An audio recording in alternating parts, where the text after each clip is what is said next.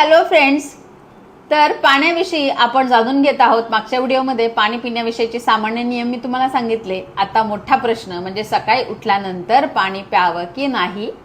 आयुर्वेद काय सांगतं, तर आयुर्वेदात असा कुठेही उल्लेख नाहीये की सकाळी उठल्या उठल्या पाणी प्यावं. आता तुम्ही लगेच म्हणाल की तुम्ही तर एवढे डिटॉक्स ड्रिंकचे व्हिडिओ टाकतात जे सकाळी उपाशीपोटी घ्यायला सांगता, मग ते कसं.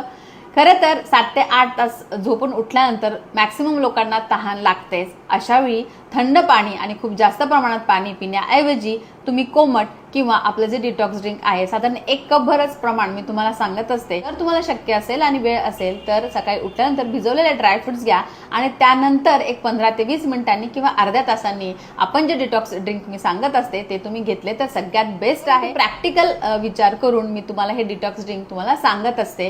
त्यामुळे सकाळी उठल्यानंतर थंड पाणी तर बिलकुल पिऊ नका. तांब्याच्या भांड्यातलं जरी घेतलं तरी ते किंचित कोमट करून मग सकाळी उठल्यानंतर पाणी